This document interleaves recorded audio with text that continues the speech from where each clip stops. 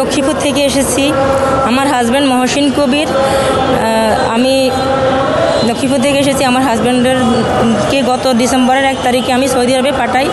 মোর্শেদের কাছ থেকে ভিসা পাঠাই। মোর্শেদও আমাদের লক্ষ্মীপুরেরই একজন লোক। তারপর ডিসেম্বরের 1 তারিখে আমার হাজব্যান্ড সৌদি আরবে উদ্দেশ্যে যান। যাওয়ার পরে মোর্শেদের অফিসে উনি একটা এজেন্সিতে চাকরি করেন। মোর্শেদ কিন্তু এই দোকানের মালিক। তারপর করার পরে উনি যখন প্রথম মাস হয়েছে উনি কোনো বেতন দেন নাই। তার দ্বিতীয় মাসে যখন বেতনের কথা উঠছে উনি একটা বিমান টিকিটের ইস্যু তৈরি করি আমার হাজব্যান্ডের কাছ থেকে 16,000 রিয়াল জরিমানা লিখে আর কি করে যে আপনি আমাকে 16,000 রিয়াল দিতে হবে। তারপর আমার হাজব্যান্ড বলে কিসের টাকা, কোনো ভুল হয় নাই। তারপর আমার হাজব্যান্ডকে বয় দেখি, আচ্ছা ঠিক আছে, বলে আপনি 10,000 রিয়াল দেওয়া লাগবে না, আর 6,000 রিয়াল আপনি আমাকে দিবেন। এই কথার পরে আমার হাজব্যান্ডের কাছ থেকে 6-7 মাস পর্যন্ত 6,000 রিয়াল কেটে নিচ্ছে। নেওয়ার পরে এখন আগস্ট থেকে সে পুরো বেতন দিবে। উনি কোনো বেতন দেন নাই যাওয়ার পর থেকে, পুরো বেতন দিবে। তারপর ওই যে 16,000 রিয়াল ও জরিমানা করছে ওখান থেকে সে 6,000 রিয়াল ও কাটে নিচ্ছে, আর 10,000 রিয়াল সে অন্যভাবে উদ্ধার করবে আমার হাজব্যান্ডকে বলছে। এবার আমার হাজব্যান্ড এই কথা বলার পরে যাক ও চাকরি করবে না, ও দোকান বিক্রি করে ফেলবে মোর্শেদ। তারপর আমার হাজব্যান্ড মহসিন কবির উনি অন্য জায়গায় চাকরি ঠিক করছে, করার পরে চলে যাবে। আগস্ট থেকে ওর জরিমানা শেষ, অন্য জায়গায় সে কাজ করবে। করার পরে যখন আগস্টের 17 তারিখ আসে তখন 17 তারিখ রাত 11:20 আমার স্বামীকে মোর্শেদ পরিকল্পিতভাবে অপহরণ করে যে আমার স্বামী এই সময় যাবে দোকান থেকে, মানে ও সব কিছু ছিনতাইকারীদের সাথে করে টেকনিক করে সব কিছু শো করে রাখছে। তারপর আমার স্বামী বাসায় যাওয়ার পথে 2টা ছেলে, লক্ষ্মীপুরেরও একটা ছেলে আর আমার স্বামী যাচ্ছে। যাওয়ার পথে ওই ছেলেটাকে কিন্তু কিছুই করে নাই। আমার হাজব্যান্ডকে পিছন থেকে 4-5টা লোক আসি মুখ ভান দিয়ে দিয়ে মুখোশ পড়ায় নিয়ে গেছে গাড়িতে ঢুকাই। ওই ছেলেটা আসতে বাঁচানোর জন্য ওকে ছুরি মারছে, ওর গায়ে লাগে নাই। ও সবাইকে ডাকতে গেছে, ডাকার পর আমার স্বামীকে গাড়িতে উঠে নিয়ে গেছে। তারপর ফরেন্সিক রিপোর্ট অনুযায়ী 18 তারিখ আমার স্বামীর মৃত্যু তারিখ। তার মানে ওই দিন রাত্রে আমার স্বামীরে হত্যা করছে। 11:20 নিচ্ছে 18 তারিখ 12টার পরে আমার স্বামীরে হত্যা করছে। করার পরে আমি মোর্শেদ আমাদেরকে কিন্তু বলাই নাই, ওর কিন্তু উচিত ছিল আইনি সহযোগিতা করা, বা আমার ভাই আছে, আমার মামা আছে, ওদেরকে খবর দেও, কিছুই করে নাই। ও আমাদেরকে 20 তারিখে খবরটা দিল, ও দেয় নাই আমাকে, আমি আমার মামার কাছ থেকে শুনছি। তারপর আমি ওনাকে দ্রুত ফোন করি, এবার আপনার কর্মচারী হারিয়ে গেছে, আপনি আমাকে খবর দেন নাই। উনি বলেন না, উনি আশেপাশে আছে, কে নিব, ওনার কাছে কি টাকা পয়সা আসেনি, ওনাকে কে নিবে। তারপর আমি বলি আচ্ছা আপনি তোর মালিক, যেহেতু আপনার এই পর্যন্ত 3-4 দিন একটা লোক অপহরণ হয়েছে, আপনি কোনো কিছু করতেছেন না, আইনি সহযোগিতা করতেছেন না। বলে ওনাকে নিবে কেন, ওনার কাছে কি টাকা পয়সা আছে? উনি আমাকে এটা উত্তর দিচ্ছে। দেওয়ার পর আমি বলছি আচ্ছা যখন উনিকে অপহরণ করছে ওনার কাছে কী ছিল? ও বলে 2টা মোবাইল ছিল আর 300-400 রিয়াল টাকা ছিল। তারপর আমি বলি আচ্ছা আপনি তো অপহরণ অবস্থায় ছিলেন না, ওর কাছে এসব আছে আপনি কীভাবে জানেন? তখন ও আমার ফোন কেটে দিচ্ছে। কেটে দেওয়ার পরে আমি ওকে বারবার ফোন দিই, মানে প্রত্যেক দিন আমার স্বামীর কথা জিজ্ঞেস করার জন্য যে আমার স্বামীকে পাইছেন বা ও মানে বাসায় থাকতো। আমি বলছি আপনার স্বামী কোনো মানে পেরেশানিতে নাই, আপনার কাছে হতাশা নাই, আপনি ওর মালিক।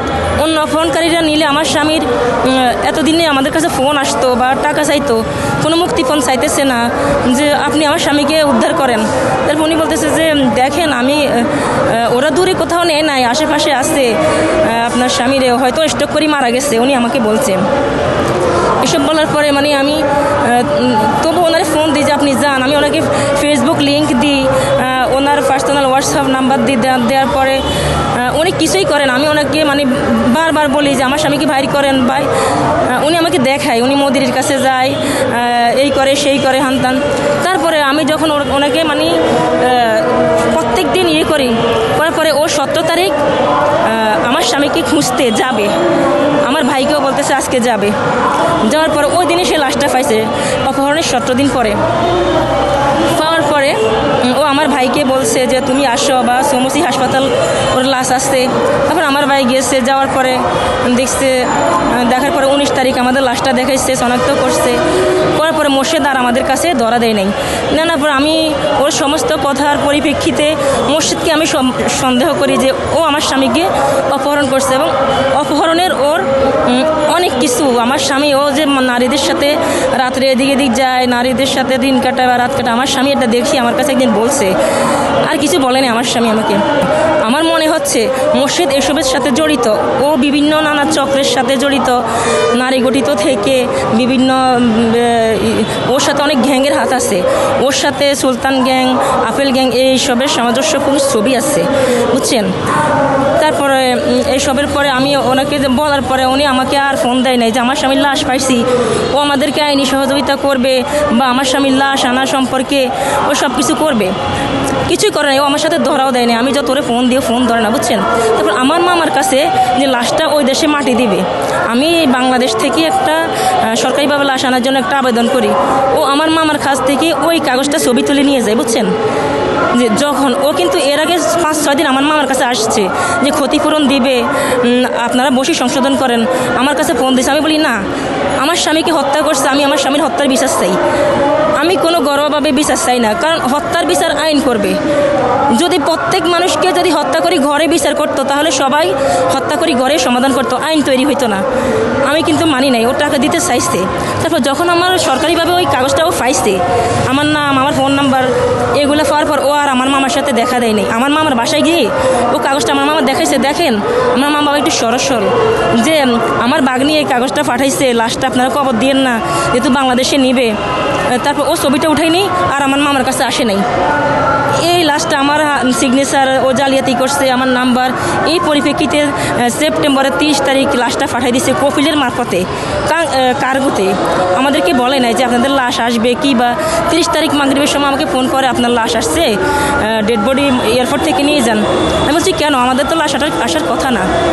এসবের বলে আমি তারপরে বাংলাদেশ এয়ারপোর্ট আমাকে বাধ্য করছে লাশ নেওয়ার জন্য।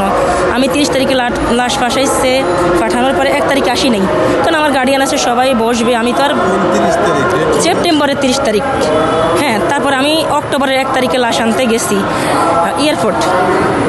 আসার পরে আনছি, ওরা ও বলতেছে